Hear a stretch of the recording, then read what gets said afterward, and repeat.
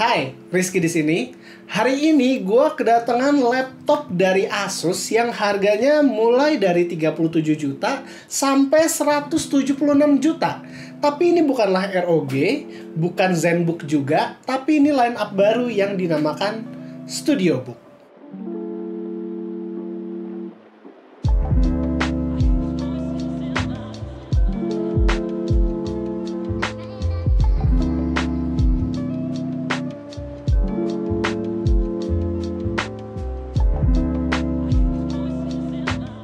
Buat seorang content creator, memang laptop dengan layar yang besar adalah nilai plus. Tapi kalau kita melihatnya saat laptop ini tertutup, ternyata lumayan bongsor juga ya. Kita bukan ngomong bongsor di tebal sih, karena untungnya laptop ini cukup tipis, tapi dimensi dari laptopnya itu yang cukup besar. Kita lebih rekomen untuk memakai backpack kalau misal laptopnya mau dibawa bepergian. Desain dari laptop ini sendiri lebih ke arah low profile dengan corak garis keemasan di bagian ujung laptopnya. Soal logonya, jujur ketimbang logo Asus yang jadul seperti ini, gue lebih demen kalau misal Asus itu bisa membuat logo StudioBook bisa ditempatkan di sisi samping seperti bagian luar dari Asus VivoBook UM413 yang pernah kita review. Tapi surface bagian luarnya ini karena terbuat dari brush aluminium asli, terasa lebih premium dibanding laptop lain. Hinge dari laptop ini solid banget, bisa dibuka sampai 180 derajat, namun saking solidnya monitornya jadi nggak bisa dibuka pakai satu tangan. Melihat kualitas monitornya, jujur ini layar bagus banget. Monitornya berukuran 17 inch Full HD+, atau di sini Asus menyebutkannya WUXGA. Kenapa nama resolusinya WUXGA? Karena rasio monitornya adalah 16:10, yang berarti ini resolusinya 1920x1200. Asus klaim kalau mereka membuat monitornya ini lebih besar karena ingin memberi ruang untuk menunjang produktivitas user. Untuk color gamut dan brightness gue gak ada komplain karena ini warnanya tajam banget, bahkan delta I-nya bisa di bawah 1,5.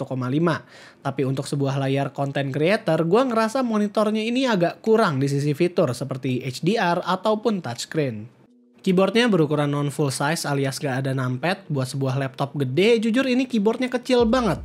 Bagian kiri dan kanan keyboard kalau memang bisa seluas ini, seharusnya bisa diisi dengan front facing speaker yang pastinya bisa improve kualitas suaranya dengan signifikan. Power button untungnya sudah ditempatkan di bagian kanan atas dengan bentuk yang juga premium. Arrow buttonnya mempunyai desain yang Asus banget, agak terpisah dengan tombol-tombol lain dan punya corak garis. Function key dari buttonnya di sini juga agak berbeda dengan beberapa laptop Asus lain, dimana sekarang ada webcam shutter dan juga microphone mute button. Dan di F12 ada instant snipping tool button. Lucu juga ya ada snipping tool instant. Function key priority juga bisa diganti-ganti lewat Fn dan escape yang menurut gua adalah salah satu aspek penting buat di laptop gaming atau laptop creator macam ini. Di bawahnya ada touchpad yang bisa dialihfungsikan menjadi numpad. Menurut kami kalau misal laptopnya punya luas bagian bawah sebesar ini, seharusnya Asus bisa menempatkan touchpad yang lebih besar ketimbang yang sekarang. Walaupun memang kalau misal mau memakai touchpad yang lebih besar, layout numpadnya pasti bakal kacau lagi. Di sebelah kiri ada fingerprint reader kalau kalian mau memakai Windows Hello, dan untuk konektivitas port, untungnya laptop ini benar-benar menggambarkan laptop creator sejati. Di sebelah kanan ada dua USB 3.2 Gen 1 Type A, sementara di sebelah kiri ada Kensington lock, charging port, USB Type-C yang support Thunderbolt 3, Full HDMI port, USB 3.2 Gen 1 satu lagi, dan audio combo jack dan full size card reader. Sebagai sebuah laptop creator, laptop ini punya spek yang cukup gahar di mana sudah memakai Core i7 High Performance, namun sayang sekali masih 9 Gen series. Tapi untungnya udah ditemenin sama 16GB RAM dan juga Nvidia Quadro T2000.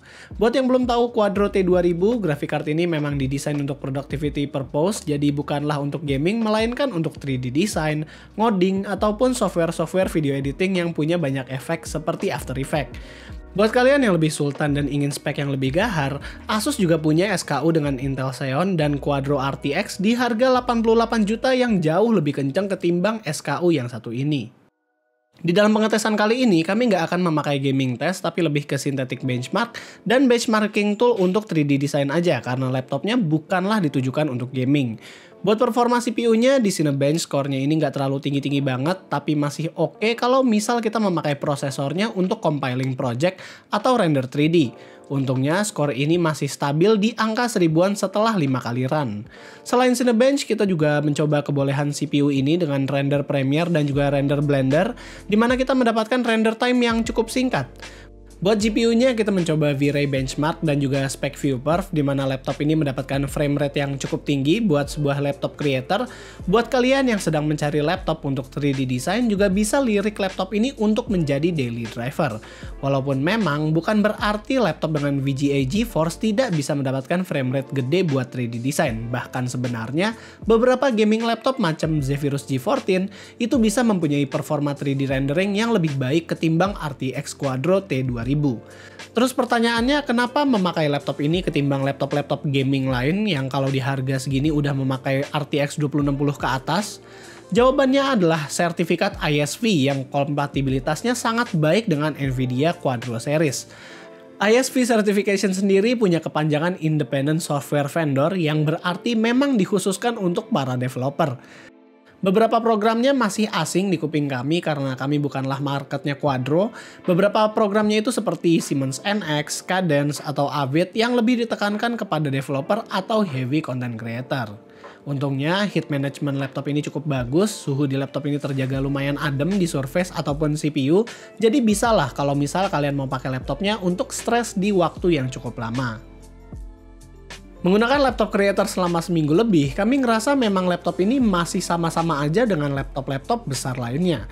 Baterainya bisa tahan sampai 7 jam penggunaan ringan, keyboardnya sendiri travelnya kurang dalam, tapi layoutnya sih menurut gue udah oke. Touchpadnya untuk laptop sebesar ini ukurannya kecil, tapi kalau mau dibilang presisinya ya akurat karena sudah support sama Windows Precision Driver. Buat dimensinya kalau gue bilang ini lebih baik disimpan di dalam tas backpack ketimbang tas lempang karena bobotnya yang berat dan dimensinya yang besar. Tapi jujur laptop yang punya layar besar seperti ini enak banget buat dipakai Photoshop ataupun Premiere on the go karena punya layar yang banyak ruang. Tapi ya setiap mau buka laptop ini di cafe pastiin aja kalau mejanya itu cukup besar. Untungnya adapter dari laptop ini nggak terlalu besar, jadi nggak terlalu mengganggu kalau mau dibawa kemana-mana. Untuk penempatan fingerprint di sini menurut gua kurang enak, masih lebih baik yang versi Intel Xeon-nya, di mana fingerprint scannernya ada di sebelah kanan. Buat upgradability, laptop ini punya 2 slot M.2 dan 2 slot RAM SODIMM yang bisa diganti-ganti. Kalau menurut gua, laptop yang memang sudah setengah workstation gini mestinya punya 2,5 inch base sih, karena laptop workstation itu butuh storage yang besar. Terakhir, kalau speaker, jujur ekspektasi gue mungkin terlalu besar untuk laptop ini karena laptopnya mempunyai audio by Sonic Master Premium. Gue berharap laptop ini punya kualitas suara yang bagus banget, sayangnya laptop ini punya kualitas suara yang standar karena hanya mempunyai 2 speaker downfiring. Kalau yang versi Intel Xeon, laptopnya sudah audio by Harman Kardon, jadi seharusnya punya kualitas suara yang lebih baik ketimbang SKU yang satu ini. Asus ProArt StudioBook Pro 17 yang SKU ini jujur bukanlah untuk kalian yang ingin bermain-main game ataupun produktivitas ringan. Karena di harga segini, seharusnya laptop gaming macam Zephyrus G14 itu udah bisa overpower laptop ini. Kalau misal kita ngomong soal CUDA cores dan juga kemampuan gaming, Nvidia Quadro T2000 itu setara dengan GTX 1650 Ti. Laptop ini cocok buat kalian yang memang content creator berat dan menggunakan software yang mempunyai sertifikasi ISV di mana memang sangat kompatibel dengan Nvidia Quadro Series. Dan jadi itulah pendapat kita tentang Asus ProArt StudioBook Pro 17. Ya, laptop yang namanya panjang ini, kalau misalnya kalian ada komen lain tentang laptopnya, kalian bisa isi aja di kolom komentar di bawah. Kalau kalian suka dengan videonya, jangan lupa untuk like, share, dan subscribe. Dan yang terakhir, gue Rizky, always stay safe.